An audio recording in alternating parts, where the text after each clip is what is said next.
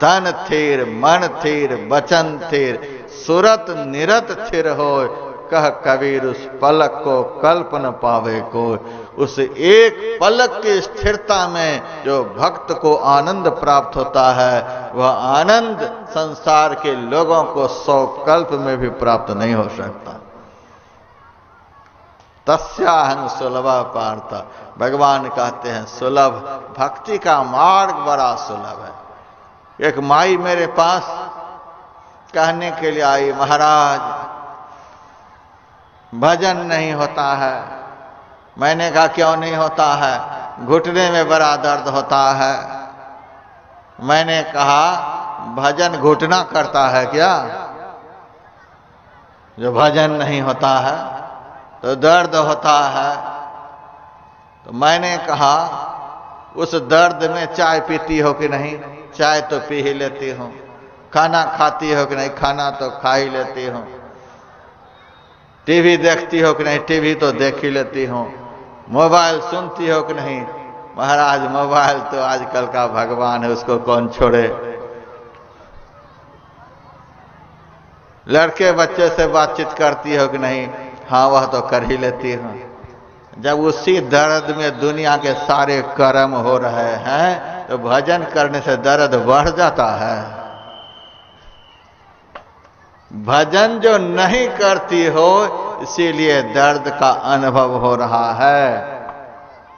अब भजन करने लग जाओगी तो घुटने के दर्द को कौन कहे, जन्म मरण का दर्द खत्म हो जाएगा।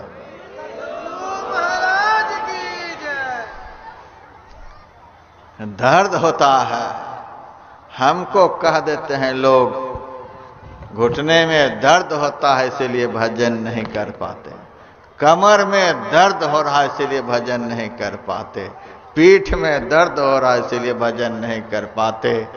जब जमदूत पूछेगा भजन क्यों नहीं किया तो उनसे भी कह देना कमर में दर्द हो रहा था, घुटने में दर्द हो रहा था, छाती में दर्द हो रहा था, इसलिए भजन नहीं कर पाए। जहां जहां दर्द का नाम लेंगे वहीं वहीं मुगदर मारेगा। आप कहेंगे क्यों मुगदर मार रहे हो? तो जमदूत कहेंगे तुमको थोड़े मार रहे हैं, जिन्होंने भजन नहीं किया है उसको मार रहा हूं, घुटने को मार रहा हूं, तुमको थोड़े मार रहा हूं। छाती ने भजन नहीं करने दिया, छाती को दंड दे रहा हूं। कमर ने भजन नहीं होने दिया, कमर को दंड दे रहा हूं। उस समय पता चलेगा, इसीलिए बहाना नहीं बनाओ। भगवान कार्य सुलभ, कितना सुलभ है। हम तो जीवन में अनुभव करते हैं कि भजन से ज्यादा सुलभ संसार में कुछ भी नहीं। आपको भूख लगी हुई है, भोजन करने की इच्छा आपके मन में हो रही है, और उसी समय आपको शौचालय भी जाने की इच्छा हो रही है। दोनों बात एक साथ, भोजन की भी इच्छा है, भूख भी लगी हुई है, अब पहले का भोजन निकालने की भी इच्छा हो रही है। दोनों इच्छा एक साथ है। मन में हो रहा पहले शौचालय जाऊं कि पहले भोजन करूं, भूख भी लगी हुई है, शौचालय भी जाने की इच्छा हो रही है। उस समय तो एक ही काम करेंगे कि थाली लेकर शौचालय में चले जाएंगे, एक ही काम तो करेंगे। लेकिन भगवान का नाम आप भोजन करते हुए भी ले सकते हैं और शौचालय में भी ले सकते हैं। भगवान का चिंतन आप भोजन करते हुए भी कर सकते हैं और शौचालय में भी कर सकते हैं। बोलते भी रहें और खाते भी रहें, दोनों काम एक साथ नहीं हो सकता। बोलेंगे तो भोजन अंदर नहीं जाएगा, अब भोजन अंदर जाएगा तो बोलना नहीं होगा, एक साथ नहीं हो सकता। लेकिन बोलते समय भी चिंतन होता है और खाते समय भी चिंतन होता है। चलना और बैठना एक साथ नहीं हो सकता। आप पैर से चलना भी चाहेंगे और बैठना भी चाहेंगे, नहीं होगा। बैठेंगे तो चलेंगे नहीं, चलेंगे तो बैठेंगे नहीं, दोनों काम एक साथ नहीं।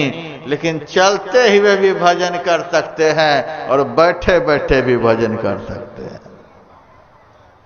सोबत जागत उठत बैठत टुक विहीन नहीं तारा, झिन झिन जंतर दिन दिन बाजे जम जालिम पचिहारा। शब्द निरंतर से मन लागी, मलिन वासना त्यागी, उठत बैठत कबहु न छूटे ऐसी ताड़ी लागी। सोबत जागत खड़े उताने, कह कबीर हम उसी ठिकाने। पलटू कारज सब करे, असुरत रहे अलगान, कमठ दृष्टि जो लावई, सो ध्यानी परमान। खाते हुए भी आप भजन कर सकते हैं, पानी पीते हुए भजन कर सकते हैं, लेटे लेटे भजन कर सकते हैं, बैठे बैठे कर सकते हैं, चलते चलते भजन कर सकते हैं। मसूरी के पास एक अच्छे साधु का आश्रम है। आश्रम का नाम है ऋषि आश्रम। 25 साल पहले मैं उस आश्रम में कुछ दिनों के लिए रहा था। उस आश्रम में एक बड़ा ही भजनानंदी साधु रहता था। शाम के समय वह टहलने के लिए निकलता था। कभी कभी मेरे से कह देता था, व्यासानंद चलोगे? ठीक है महाराज। वे आगे आगे, मैं पीछे पीछे। लेकिन टहलते समय वह बोलता नहीं था, चुपचाप चलता रहता था। एक बार मैंने उनसे रास्ते में पूछ दिया, महाराज और कहां तक जाएंगे? वह मेरे ऊपर बिगड़ गया। तू बोला क्यों? क्यों बोला? मेरे साथ टहलने के लिए आया था कि बोलने के लिए आया था? क्यों बोला? महाराज बोल गए तो क्या हुआ? तो हमारी एकाग्रता भंग हो गई। हम रास्ता चलते हुए भी अपने इष्ट का चिंतन करते हुए जा रहे थे। हमें लग रहा था कि हमारे आगे आगे हमारे इष्ट देव चले जा रहे हैं, हम उनको देखते हुए जा रहे हैं। हमने अपने इष्ट को देखने के लिए उस रूप में इतना मन को लगाने का प्रयास किया है, इतना मन लगाने का प्रयास किया है कि हमारे आगे आगे वे चलते हुए दिखलाई देते हैं। वे लगते हैं कि सामने से आ रहे हैं और हम उनकी तरफ जा रहे हैं, ऐसा चिंतन हमको रास्ते चलते होता है। तू जो बीच में बोल गया, इसीलिए थोड़ा विक्षेप हो गया। मैंने बहुत बड़ा पाप किया तो तुमको साथ लेकर आज टहलने के लिए चला। इसीलिए भक्त के लिए कहा जाता है, भक्ता एकांतिनो मुख्या। नारद भक्ति सूत्र में 84 सूत्र हैं, उसमें एक सूत्र है, भक्ता एकांतिनो मुख्या। जो अकेले रहता है, अकेले में विचरण करता है, वह श्रेष्ठ भक्त। लोग मेरे से कहते हैं, महाराज भजन तो करता हूं लेकिन आनंद नहीं आता है।